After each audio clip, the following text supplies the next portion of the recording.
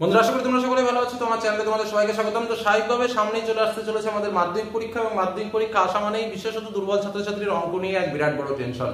তো তোমাদের আমি চালাকিটা প্রথমেই বলেছি, দেখো উপপাদ্যে 5 আর সম্পাদ্যে 5 ইতিমধ্যে তোমাদের উপপাদ্য এবং সম্পাদ্য সাজেশন তুলে ধরেছি। মাত্র কয়েকটি উপপাদ্য ভালো করে প্র্যাকটিস করলেই কিন্তু তোমরা কমন পাবে। আর সম্পাদ্যর কথা তো না বললেই নয়, একটা সম্পাদ্য করলেই কমন পাওয়ার সম্ভাবনা রয়েছে।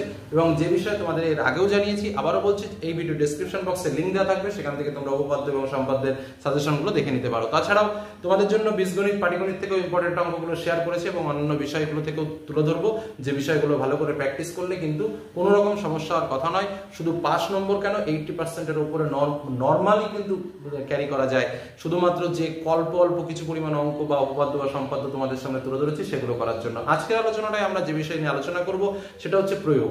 দেখো, প্রয়োগ সম্পর্কে একটা স্পেশাল সাজেশন তোমাদের জন্য রয়েছে। তো স্বাভাবিকভাবে প্রয়োগটা আমাদের ছাত্রছাত্রীদের কাছে অনেকটা চ্যালেঞ্জিং বিষয়ের মতো হয়।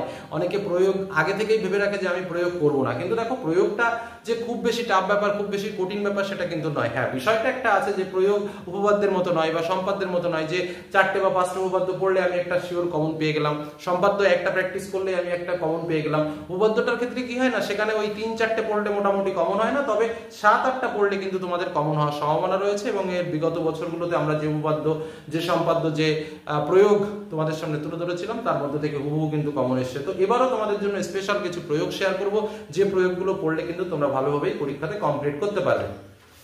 তার আগে কিছু চালাকিও তোমাদের সামনে অবশ্যই শেয়ার করতে চাই। দেখো, আমাদের প্রয়োগ স্বাভাবিকভাবে বৃত্ত সম্পর্কিত উপপাদ্য থেকে প্রয়োগ আসতে পারে, বৃত্তস্থ কোণ সম্পর্কিত উপপাদ্য থেকে প্রয়োগ আসতে পারে, বৃত্তস্থ চতুর্ভুজ সংক্রান্ত উপপাদ্য থেকে প্রয়োগ আসতে পারে, বৃত্তের স্পর্শক সংক্রান্ত উপপাদ্য থেকে আসতে পারে, সদৃশ্যতা থেকে আসতে পারে, এবং পিথাগোরাসের উপপাদ্য থেকে আসতে পারে। এই প্রত্যেকটা জায়গায় প্রত্যেকটা বিষয় ইম্পর্টেন্ট। এবার আমাদের প্রয়োগ দুটো আসে, একটা করতে হবে আর একটা করার দরকার নেই। তোমাদেরকে আমি এই মুহূর্তে 4টে চ্যাপ্টারের কথা বলবো। টোটাল 6টা চ্যাপ্টার কথা আমি বলবো না, 4টে চ্যাপ্টারের কথা বলবো। যে 4টে চ্যাপ্টারে কয়েকটা প্রয়োগ বলবো, যে প্রয়োগগুলো একটু ভালো করে প্র্যাকটিস করো। কি কি চ্যাপ্টার? একটা হচ্ছে বৃত্ত সম্পর্কিত উপপাদ্য, এই চ্যাপ্টার থেকে 2-3টে প্রয়োগ বলবো, ঠিক আছে। বৃত্তস্থ কোণ সম্পর্কিত উপপাদ্য, যেখান থেকে আমি 2টো প্রয়োগ বলবো। বৃত্তের স্পর্শক সংক্রান্ত উপপাদ্য, যেখান থেকে আমাদের 4টে উপপাদ্য বলতেই হবে, কারণ এবার মোস্ট ইম্পর্টেন্ট এই জায়গাটা। এবং পিথাগোরাসের উপপাদ্য থেকে 3টে প্রয়োগ বলে দেবো। এই কটা প্রয়োগ কিন্তু যদি তোমরা করো, আমরা টার্গেট রাখছি দুটোই তোমরা কমন পাবে, কিন্তু একটা কিন্তু নিশ্চিত রূপে কমন পাবে। কারণ স্পেশাল সাজেশন, স্পেশাল টিচারের, অঙ্ক টিচারের মানে 2-3 জন মিলে কিন্তু তৈরি করা এই সাজেশন, এবং এখানে দাঁড়িয়ে কিন্তু তোমাদের কমন পাওয়ার প্রবণতাটা খুবই বেশি থাকে, এবং এই সাজেশনের ব্যতিক্রম কিন্তু হয় না বলেই চলে। সেটাই তোমাদেরকে বললাম। তো চলো, এবার আমরা একদম বইয়ের পৃষ্ঠা উল্লেখ করে করে বলে দিই কোথায় কি কি প্রয়োগ রয়েছে, বা কোন কোন প্রয়োগগুলো তোমরা ভালো করে প্র্যাকটিস করবে। আমি মুখেই বলে দিই, তোমরা প্রয়োজনে একটু নোটস করে নাও কষ্ট করে, তাহলে দেখবে অনেক অনেক সুবিধা হবে।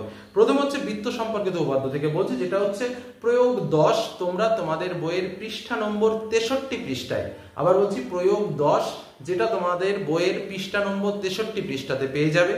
প্রয়োগ 13 এবং 14, যেটা তোমাদের বইয়ের পৃষ্ঠা নম্বর 64 পৃষ্ঠাতে পেয়ে যাবে। আবার বলছি, তারপরে বৃত্তস্থ কোণ সম্পর্কিত উপপাদ্য, যেখান থেকে প্রয়োগ 10, যেটা তোমরা তোমাদের বইয়ের পৃষ্ঠা নম্বর 131 পৃষ্ঠাতে পাবে, এবং প্রয়োগ 12, যেটা তোমাদের বইয়ের পৃষ্ঠা নম্বর 132 পৃষ্ঠাতে পাবে, ঠিক আছে। দেখো, বৃত্তস্থ চতুর্ভুজ সংক্রান্ত উপপাদ্য থেকে প্রয়োগ অতটা ইম্পর্টেন্ট নেই এবছর, তবুও তোমরা যদি কেউ মনে করো প্র্যাকটিস করবে, তাহলে প্রয়োগ 6, যেটা পৃষ্ঠা নম্বর 167, এবং প্রয়োগ 7 এবং 9, যেটা পৃষ্ঠা নম্বর 168 পৃষ্ঠায়। নেক্সট, যেটা মোস্ট ইম্পর্টেন্ট আমি বললাম, যেখান থেকে আসার সম্ভাবনা এবার প্রবল, এবং আমাদের টার্গেট এই বৃত্তের স্পর্শক সংক্রান্ত উপপাদ্য। এখানে 4টে প্রয়োগ তোমাদের শেয়ার করছি। এই 4টে প্রয়োগ করলে তোমরা একটা প্রয়োগ পাবে, এটা আমাদের বিশ্বাস। তবুও অন্যান্যগুলোও কিন্তু করো। কি কি? প্রয়োগ 7, যেটা তোমাদের বইয়ের পৃষ্ঠা নম্বর 210 পৃষ্ঠায় আছে। প্রয়োগ 12, যেটা তোমাদের বইয়ের পৃষ্ঠা নম্বর 213 পৃষ্ঠায় আছে। প্রয়োগ 14, যেটা তোমাদের বইয়ের পৃষ্ঠা নম্বর 216 পৃষ্ঠাতে আছে। প্রয়োগ 17, যেটা তোমাদের বইয়ের পৃষ্ঠা নম্বর 218 পৃষ্ঠাতে আছে। দেখো, সদৃশ্যতা থেকে এবার প্রয়োগ আসার সম্ভাবনা নেই, আমি আর বলছি না ওটা। এবং পিথাগোরাসের উপপাদ্য থেকে, যেটা প্রয়োগ 4, পৃষ্ঠা নম্বর 287, এবং প্রয়োগ 5 এবং 6, যেটা পৃষ্ঠা নম্বর 288। তো এই যে কটা প্রয়োগ বললাম, এই কটা প্রয়োগ কিন্তু তোমাকে পড়তেই হবে। আর যে টিপসটা তোমাদের দিলাম, যেটা হচ্ছে বৃত্ত সম্পর্কিত উপপাদ্য, বৃত্তস্থ কোণ সম্পর্কিত উপপাদ্য, বৃত্তের স্পর্শক সংক্রান্ত উপপাদ্য এবং পিথাগোরাসের উপপাদ্য, এই কটা পার্ট থেকে যে প্রয়োগগুলো বললাম সেগুলো কিন্তু অবশ্যই ভালো করে নোটস একদম রেডি করে ফেলবে, কারণ বইয়ে কিন্তু তোমাদের করেই দেওয়া রয়েছে। তোমরা দেখতেই পাচ্ছ এখানে পরিষ্কার করে, আমি একটু তুলে ধরি।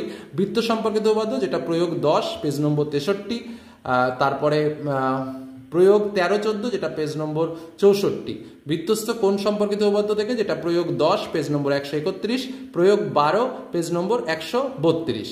আচ্ছা, বৃত্তস্থ চতুর্ভুজ সংক্রান্ত উপপাদ্যটা অতটা ইম্পর্টেন্ট নয়, তবুও যদি প্র্যাকটিস করতে চাও তাহলে প্রয়োগ 6, যেটা পেজ নম্বর 167, প্রয়োগ 7 এবং 9, যেটা পেজ নম্বর 168। তারপরে বৃত্তের স্পর্শক সংক্রান্ত উপপাদ্য মোস্ট ইম্পর্টেন্ট, যেটা প্রয়োগ 7 পেজ নম্বর 210, প্রয়োগ 12 পেজ নম্বর 213, প্রয়োগ 14 পেজ নম্বর 216, প্রয়োগ 17 পেজ নম্বর 218। সদৃশ্যতা থেকে অতটা ইম্পর্টেন্ট নয়, তবুও যদি কারো মনে হয় যে আমি এগুলো প্র্যাকটিস করব তো এগুলো করতে পারো।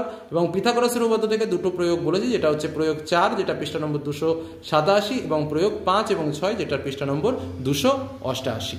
তো এই হলো আমাদের মূল আলোচনা, এবং এগুলো যদি ভালো করে প্র্যাকটিস করো তাহলে আশা করি প্রয়োগ নিয়ে কারো কোনো টেনশন থাকবে না, তোমরা কিন্তু কমপ্লিটলি পেয়ে যাবে। তো এই হলো আমাদের মূল সাজেশন, মূল ইম্পর্টেন্ট বিষয়, যেগুলো কিন্তু তোমরা ভালো করে প্র্যাকটিস করবে, তাহলে দেখবে প্রয়োগ নিয়ে আর কোনো সমস্যা থাকবে না। এবং ইতিমধ্যে যেটা আমি তোমাদেরকে বললাম যে তোমাদের আমি যথারীতি উপপাদ্য এবং সম্পাদ্যের সাজেশনে তুলে ধরেছি, সেইগুলো যদি প্র্যাকটিস করো, এই সম্পাদ্য, উপপাদ্য এবং এই প্রয়োগ, এগুলো যদি ভালো করে প্র্যাকটিস করো, তাহলে কিন্তু আমাদের জ্যামিতি থেকে আর কোনো সমস্যা কিন্তু তোমাদের থাকবে না।